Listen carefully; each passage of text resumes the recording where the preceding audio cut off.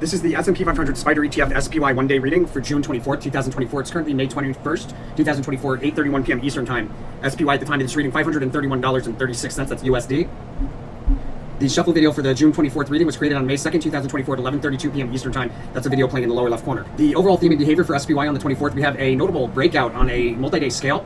Behavior around the highest side, we have sideways rotation along key support and then a big move higher taking us into the high. Behavior around the lowest low, a notable decline on a one-day chart scale offering opportunity to open up a long position or close short positions. And there's a fast sudden move higher off of the low as well, as indicated by the correlation to the sneak preview card from the prior trading day. I'm advised to trade around an important support level, and there's likely a lot of price change around that support level. Now, I'm going to get into the hour-by-hour chart behavior as well as timing the highs and the lows and the best trade opportunities, all that in just a moment. But before we do that, I want to make sure that you're aware.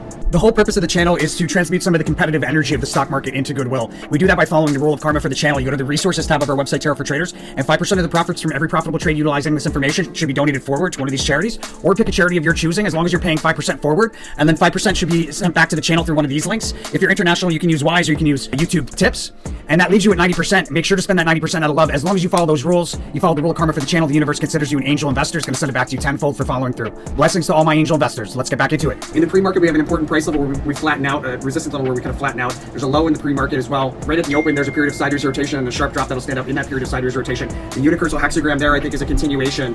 It's a continuation from the decline that probably commenced here on the 21st and continued into the pre-market here. A low at the open, and then sideways rotation in the first half hour. Another low between 11 and between 10 and 11, and another low between 11 and 12.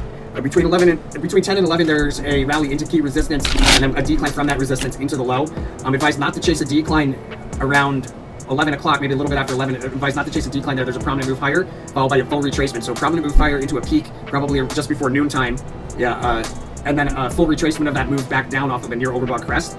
And the full retracement back down will take place somewhere right around 12 to 1 o'clock. There's a trough around 145 and a big move from that trough to reach for a key technical price level on a 1 month scale. Either the trough forms at that key technical price level, or there's a big move out of the trough to that important technical price level. Either way, it's an important technical price level on a one month chart scale, highlighted between 1 and 2, and a big move out of a trough towards the end of that hour, right around like 145.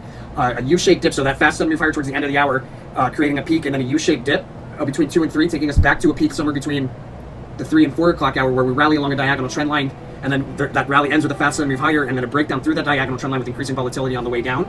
And this is where we likely have a breakout here at the close, or after the close in the post market. And that's 7 of Cups, also cross reading congruency. My sense is that there's a trough here somewhere between 1 and 2, big move higher, another trough between 2 and 3, another rally along diagonal trend line ending with a fast sudden move higher, and then a breakdown with consecutively lower spikes up on the way down, taking us into another low, and that's before the close. At the close, there should be a notable move higher, continuing the post market.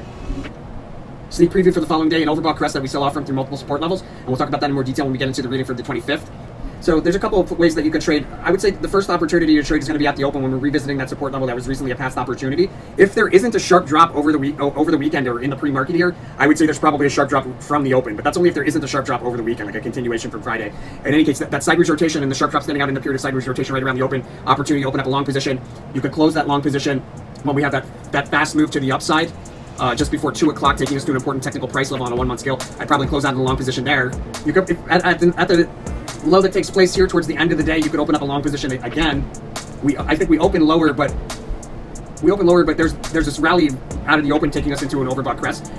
Probably a good opportunity to close out there. And we'll talk about that in more detail when we get into the reading for the 25th. That's SPY for June 24th. Let me know what you think by hitting that like button. As always, make sure to follow that rule of karma. We're counting on you here at Tarot for Traders. Blessings to all my angel investors. I'll see you guys on the Discord. Everybody else, I'll see you on the next one.